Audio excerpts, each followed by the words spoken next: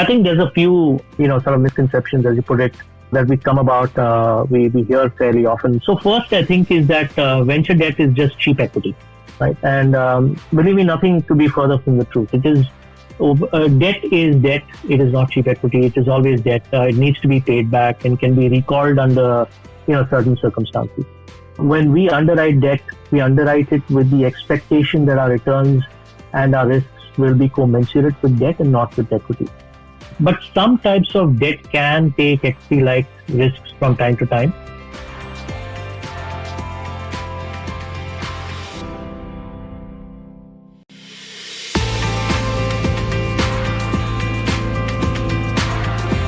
Welcome to Prime Venture Partners Podcast, a podcast for entrepreneurs looking to build and grow their startups. Learn about uncommon strategies and common traps from makers and doers of startup ecosystem. Welcome to the Prime Venture Partners Podcast. Today we have with us Ajay Hattangdi, Managing Director of Alteria Capital, a venture debt firm based out of India. Welcome to the show, Ajay. Thanks, Amit. Thanks for having me.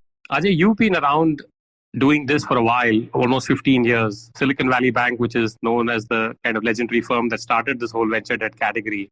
Can you tell us just a little bit about your journey here in India? Sure, yeah. So I actually started doing venture debt before I started with Silicon Valley Bank at Citibank. And that was kind of a 5-year mission to get it started. And I finally got it started in 2005. And then I ran that product at Citi for 2 years. And then at the end of 2006, decided to leave to start an NBFC for Silicon Valley Bank. There was kind of the first initiative that Silicon Valley Bank had outside the US. And then I ran that business for about 10 years. Along the way, we did a buyout of the business, renamed it Innovent Capital in 2015, got Temasek and UOB Bank in as investors. And, subsequently left in 2017 to start Alteria Capital. And my co-founder Vinod Murli and I, who've come out together from Innovent/SVB, sort of launched Alteria, and that's what we do today. Wonderful. Ajay, so let's talk a little bit about what is venture debt, right? A lot of our entrepreneurs and listeners are perhaps not very familiar with this, and some of them may be. Can you just give us a quick overview of what venture debt is? Yeah, sure. I mean, look, the historical definition of venture debt was actually venture leasing, because that's how it started originally in the early 80s. When a leasing company that was doing equipment leasing basically got into providing that to startups as a way of helping them finance their growth. Today, however, that definition has expanded a little bit to mean any form of debt financing that's provided to a company that is still dependent on venture capital financing to fund its operations. So literally speaking, it covers a bunch of typical uses. So there's, equipment financing, or it can be used for financing equipment. It can be used for general corporate purposes, which is a euphemism for saying financing anything. It could be used for financing revenue growth, or for bridge between equity rounds, or for even refinancing existing debt. Perhaps the best way to illustrate what this is with an example, just taking some numbers here. So let's say you have a company that's raised a $5 million round of capital, and given that it's an early stage company still burning perhaps, let's say, $350,000 a month. So given that it's raised $5 million, it has, let's say, 15 months of life before the cash runs out. And within those 15 months, the whole idea is to scale the company to the next level of growth, make it ready for Series B, and in the process, basically hit some milestones that makes it more valuable, right? But generally, what tends to happen is that hitting those milestones takes sometimes more money, more time than originally anticipated. And the last thing that you want to do is to go into fundraising for Series B before your milestones are hit, because that means your valuation takes a knock. So what venture debt does is it provides some additional capital to extend the cash flow runway for the company, which gives it more time to hit those milestones. So in this case, the company has raised $5 million. Adding another $1 million of debt basically gives the company another 3 months of life, right? So the runway is extended from 15 months to 18 months. And those 3 months could often be the time that a company needs to hit its milestones and get more valuable. So very simply put, the real value proposition of venture debt is that it leverages equity capital in order to increase valuations between equity rounds, reduce dilution, and also therefore enhance founder and investor return in the process. There are also a few tangential benefits to this summit. So, for example, it enhances the appearance of financial stability, for example, and staying power for prospective or existing customers when a company goes and approaches them. It could also help unlock restricted cash, in the form of rent deposits, for example. So there's multiple different uses of venture debt, and it can play into a number of end-use cases.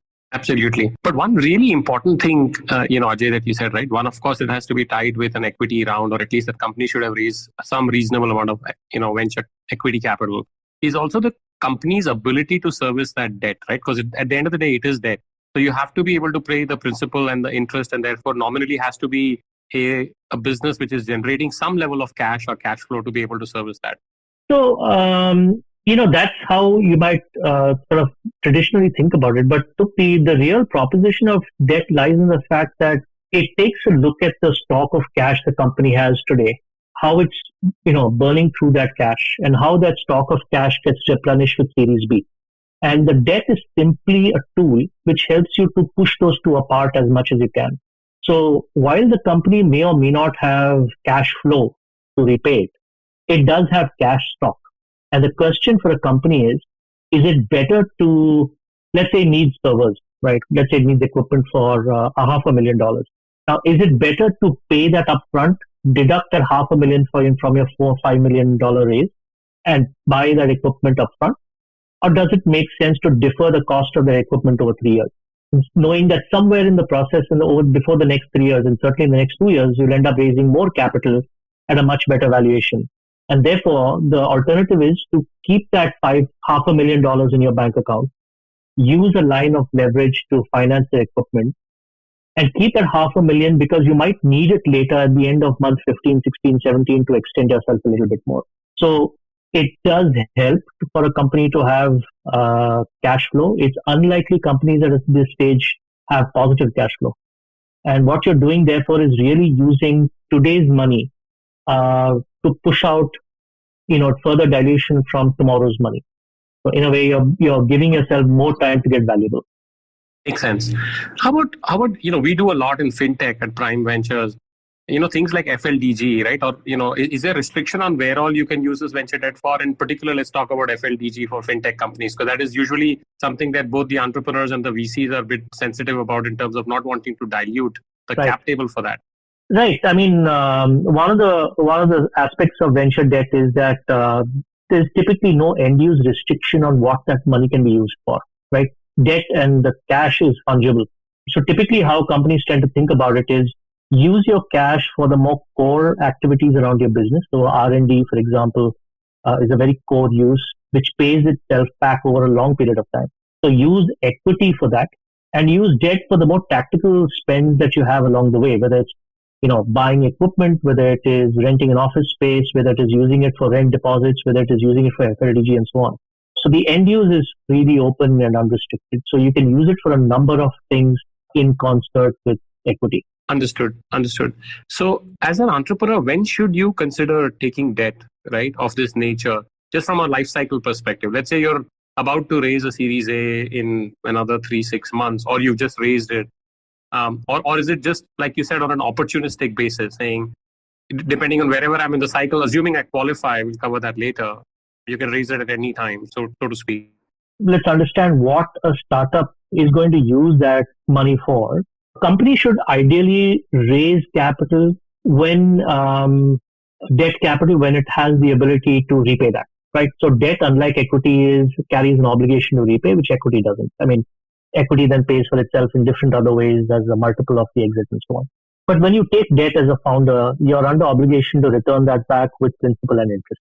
So the question is obviously, when should a company feel that it has the ability to return that money with the principal and the interest? Companies at this stage, at an early stage, tend to have very uncertain cash flows in their business, right? And companies tend to do well in certain quarters and might have certain quarters that are flat or even down. And leverage can really help when a company is doing well. But when the company tends to flat, or when it has flat revenues, or when the quarter is bad, debt becomes an obligation that sometimes gets heavy. And so, generally speaking, a company should not raise equity unless it has the ability to tide through those temporary quarters or months of poor performance. So in our parlance, a company should take debt when it has one of two things going in its favor.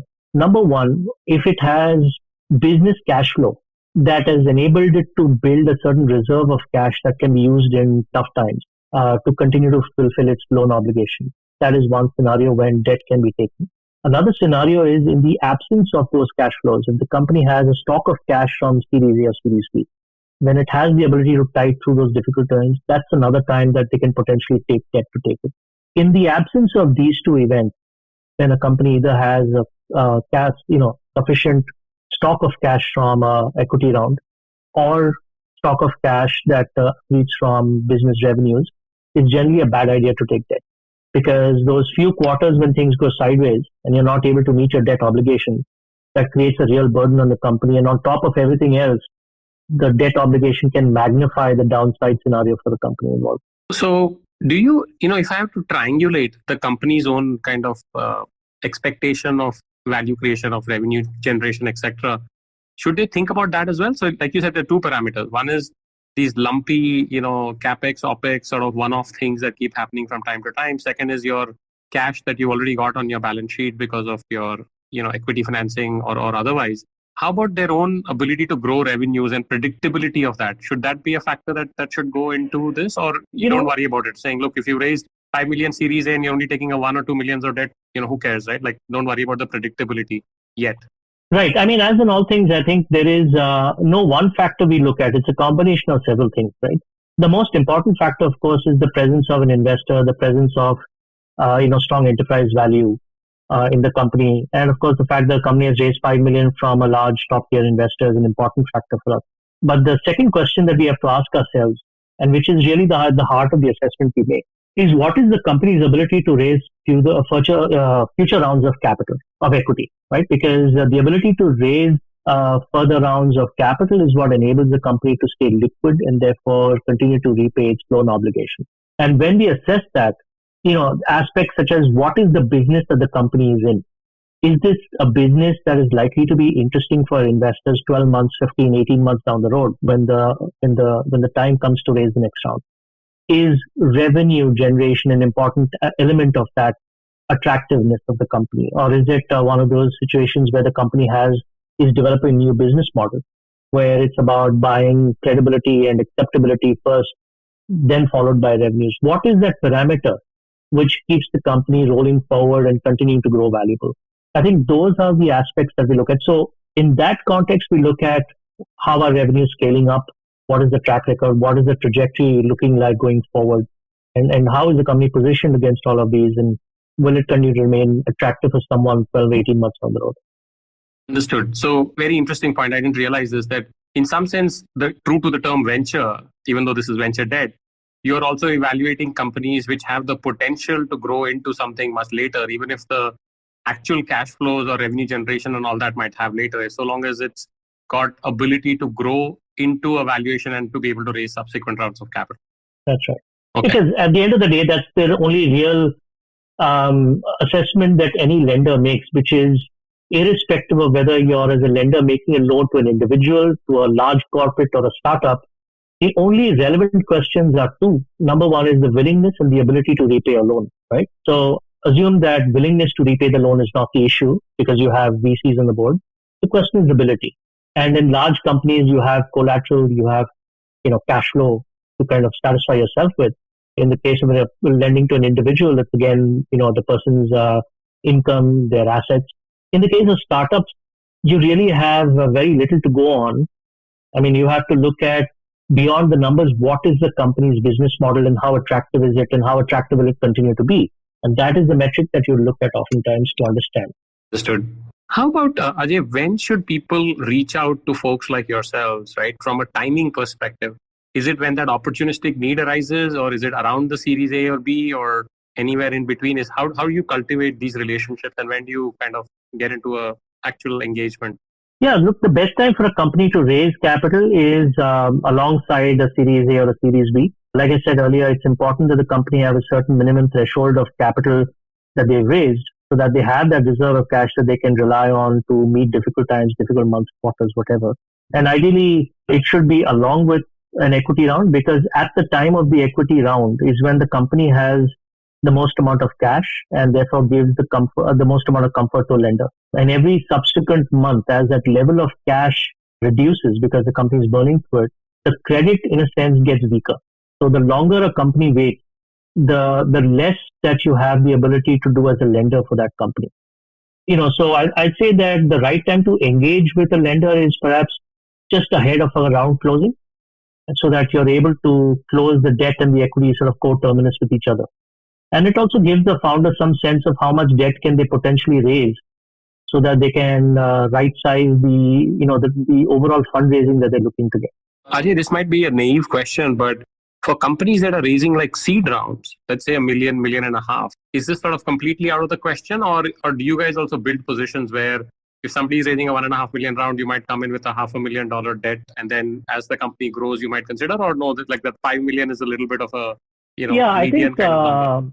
I think for us, the assessment really is about who's putting the money in and what is the long-term interest from that investor to keep investing in that company. Now, in companies where they've received a small amount of capital, you can define what small is, but let's, for argument's sake, call it $1 million. At that point, a lot of these 1 million checks are written more as experiments by the investors because they are not quite sure how the company is going to pan out. And, these are seed checks or early checks where you'll essentially write a few of these and see which ones then have sort of reached a level where you can then do a Series A. And then you'll follow through with a larger check in those instances. So there's still a lot of experimentation that is being done at that stage, which makes it very uncertain about whether the next round of capital will happen or not, right? And so what you have to look at is, as a lender, is ultimately going back, what is the confidence that you have that the investors will step in and provide more capital 12, 18 months from now? And if it's an experiment for which $1 million is being invested, very hard to read into that, right? So typically for us, 5 million is, it's not a hard threshold, but it's generally a sort of a softer number that we have in our minds, because at $5 million, there's a serious indication of interest from the investor that they want to follow through, that they think this is an opportunity worth investing in and scaling up. And therefore, as a lender, we have some reasonable amount of confidence that more money will come in. So for us, we've done deals earlier as well. It's just a matter of drawing a line and saying at what sort of size of investment are we comfortable with. Makes sense. Let's go on the flip side. What are the downsides of taking venture debt, right? And when should you absolutely not take it as an entrepreneur, even if you have the option to? So I would say we've, I think, clarified already that you shouldn't take it unless you have the threshold of cash. But let's assume you have that threshold of cash and you've raised a $5 million round, right? The situation then I would say you should perhaps avoid is if there is an element of sort of binary risk about the survivability of your company, where, for example, you may be doing R&D on a new program or a new product, and it's not certain that the product will work. And if the product doesn't work, the company will fail. Or if there's an element where the company needs a certain license to operate, and getting that license is contingent on the funding coming in, for which the funding has been raised, but there's no guarantee that the license will come in, either on time or at all. So in those situations, if the product doesn't work or if the license doesn't happen, then the company's life, in a sense, is terminated at that point. So there's no further capital that can come in. And then on top of everything else, you don't want to have the obligation of an unpaid debt on your head. So I'd say save those kinds of binary situations. I would say practically any type of company, can benefit from taking debt. Understood. Now, switching gears as to how you underwrite the risk. I know we've covered a little bit of it, but whether it's Alteria or some of your other fellow competitors or whatever, in terms of how do you guys decide beyond just, of course, all these things we've talked about, right? Cash flow, amount of equity raised, etc. Who to fund or not? Is it a very venture-like process, like how we would be deciding at a seed or a Series A in terms of evaluating the business, the teams, etc.? What are some of the things that you guys look for here? Right. So the process is different than how a VC would look at it. Our approach is really one of underwriting debt or the credit. And so there's a more lender-like diligence process that we run. So there's a few elements we look at. Like I mentioned, the first very important element we look at is whether it's backed by a top-tier venture capital firm. I think that's one of the most important preconditions for us. Now, the reason for that is that VCs provide a strong layer of capital, active role on the board of these companies, and additional equity reserves, all of which support our debt position. right? Also, remember, we do not take board positions. We do not take observer rights. And, the VC and the board is actually our proxy for the eyes and ears in the deal. So that's a very important one. And we have over time worked with several VCs in the market. We've developed this great level of trust with them. And that's a very important aspect of underwriting process. The second one is in the absence of cash flow and collateral, enterprise value becomes a very important metric to determine the value of the company. And so a company raising $5 million in the previous example at a $20 million valuation, right? So with the VC investing in the company is ascertaining or ascribing a value of $20 million to the company. To me, my debt of $1 million is supported by that assessment that the company is worth at least $20 million today. And as long as the company continues to do what it's doing well, 20 goes to 21, to 22, and 23, and it gives me additional comfort to underwrite the process. The third thing is, I think, as I mentioned earlier, good cash results following a VC round essentially translates into lower repayment risk for us on the debt side. So, which is why we like to come in alongside a Series A, Series B, whatever you call it, when the cash reserves are at their best, which is when we can put our best foot forward and give the best terms to the company. The next one, by the way, on that again, the one other thing is that we typically want companies to have at least 12 months of cash when we look at them, and the reason for that is that the runway of at least 12 months gives the company enough time to demonstrate business growth and position itself for further equity raise. Right? So a company with say 3 months of cash or 4 months of cash, unless it's already fairly advanced in the equity round, might take a little bit longer than the next 3 to 4 months to raise, and that carries its own risk. Right? Bridge loans, therefore, is something that we generally don't do. So that carries the highest risk in terms of all the deals, the types of deals that we do. I think the other thing we look at is, of course, whether the company is high growth, but that would stand to reason if the VC is in it, because high growth companies increase the ability of the company to raise its next equity round, remain attractive for investors and so on. Again, which ensures that the debt obligation is not compromised. And obviously, finally, I think it's the presence of a great team that's very important, because it's the ability of that team to execute. Its ability to execute is really what's critical, I think, to the long-term survival and growth of the company. So when we look at a deal, we look at all of these 5 parameters, 6 parameters, whatever, and we need to know that it clears all of these hurdles for it to qualify essentially from a loan draw. And the last part of the process is, of course, a touch and feel with the VC involved to understand their rationale for the investment and, what they want the company to achieve in the next 12 months. What is the plan underwritten to? What is the milestones that need to be achieved to get to the next round of funding?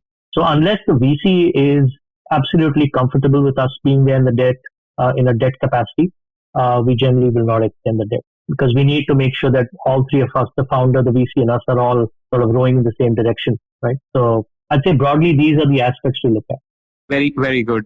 So switching gears, talking a little bit about some practical tips and some basic numbers, right? Maybe I know these are your mileage may vary, but what are the typical kinds of interest rates and equity warrants and durations and so forth for these kinds of instruments? Again, let's just take a prototypical example, sticking with the 5 million round, raising $1 million or $1.5 million in venture debt. Yeah. What would a typical thing be like for founders who want to evaluate whether they even want to consider this?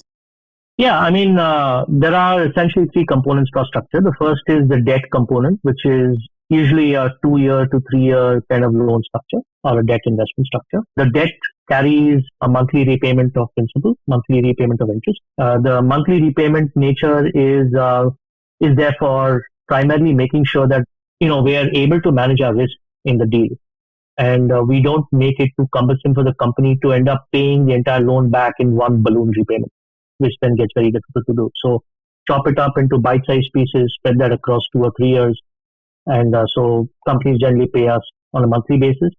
Usually there is an initial period of when just the interest is payable, and then the principal becomes repayable thereafter, a few months or so. The interest rates are typically in the mid-teens, so about 14.5% to 15% in that range. That's the debt component. The debt also comes in without requiring any promoter guarantees, any guarantees from the VC. It's generally as a secured loan to the assets of the company. And so we are actually often the first and only lender to the company at that stage. So generally we take a pledge over all of the assets in the company.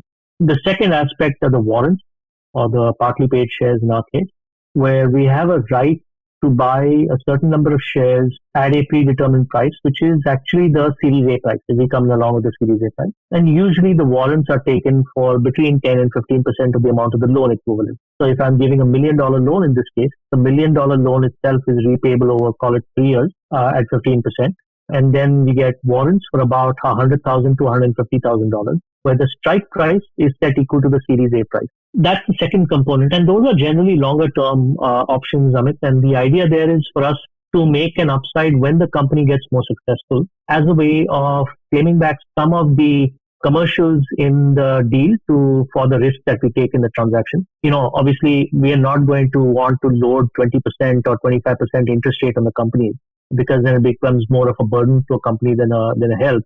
The idea is to price the loan at, say, 15%, and the balance upside to make it contingent on whenever the company and the founder and the VC make money, then we stand to make a little bit of an upside. And hopefully on a portfolio basis, we can get a few more percentage points of return with some of the warrant gains that we make. The third element of our structure is usually a small right to co-invest at the next round, which is up to a max of $1 million. And it's on the same terms and conditions as the next round. We use that very judiciously because, our essential approach to the transaction is more debt risk, and we don't want to add too much of equity risk into our portfolio. So we use that very sparingly. In fact, in our current fund, we've made only about 3 investments of that nature. And we fully recognize that we are better credit underwriters than we are equity investors. We're not really equity investors in that sense. But that's more of an ability for us to get an opportunistic upside for some of the companies where we see, we've been there a while, we've seen how the company has tracked, and we think there's a way to make a little bit of an extra upside there. So those 3 components together is what constitutes our engagement with you. Great. How about some kind of myths and misconceptions about this category? Like, what are some of the things you hear and laugh about or dismiss summarily? Yeah, I think there's a few, sort of misconceptions, as you put it, that we come about, we hear fairly often. So first, I think, is that venture debt is just cheap equity, right? And believe me, nothing to be further from the truth. It is debt is debt. It is not cheap equity. It is always debt. It needs to be paid back and can be recalled under certain circumstances. When we underwrite debt, we underwrite it with the expectation that our returns and our risk will be commensurate with debt and not with equity. But some types of debt can take equity-like risk from time to time, especially in bid situations, as we talked about, but they will be priced accordingly, and that is not the debt that we are talking about. So, type and the amount vary based on sort of capitalization, the stage of development, other factors. But I think the bottom line is that venture debt is underwritten very much in the style of traditional lending, except that the metrics that we use to determine and to satisfy ourselves is very different from the one that traditional lenders use. So I think that's one important aspect. So companies should be very clear about the expectations on debt when they take it. It is intended to be debt and repaid, and the obligations it creates are as such. The second one is that the misconception that venture debt doesn't really add runway, that I'm really borrowing on my own cash, right? And I think I think venture debt can and often does add runway. The issue of when it doesn't add runway, when this misconception comes in, is mainly when borrowing from lenders that require companies to either maintain excessive liquidity covenants or which require companies to keep cash deposits with them against which they lend, right? So liquidity covenants being, where a lender would say that, look, you need to have an X amount of cash in your bank, even though that bank account is not with us, but you need to have a certain amount of X amount of cash with you at all on hand at all times. Otherwise, it's a breach of covenant. And that really forces you to keep that cash, unproductively. And at some point, you will have an issue where your cash balance goes lower. And then you have to scramble to either repay that loan or to raise more equity. And of course, several banks then ask to keep deposits, which also can, then you're not really adding fresh debt into the equation beyond the point. Whereas genuine lenders have no problem as long as the company continues to be attractive to VCs, raise further rounds, in which case the debt can be genuinely structured to provide good, strong cash runway. So I would say watch out for cheap deals with excessive liquidity covenants or where deposits are required, which are not really adding to runway. And if I may add, Amit, the third aspect and the last one, just to pick on, is that the misconception that all deals of a certain type are created equal. And I think that's, from my experience, that's one of the big ones, because there can be significant differences between similar looking offers. What you have to look at is the amount that is being offered, the factors that determine availability of how the company will draw on that facility. You need to look at the all-in cost, the timing of the expenses, things like interest calculations, prepayment penalties, and another important one is collateral and sacrifice of future decision-making flexibility, right? Because of all the constraints that lenders sometimes tend to put. And there's a whole bunch of subjective factors that we can get into about how do you assess the lender and how do you, in a sense, quote unquote, get married to the lender, because that has a huge bearing on your continued ability to, run the company as a company once you've taken a debt from a lender. So I would say these three are the top three that I would pick as sort of misconceptions out there on venture debt. Wonderful, Ajay. Very enlightening. And, I really feel like you demystified some of these. So thanks again so much, Ajay, for being on the podcast. Pleasure, Amit. Pleasure to be here.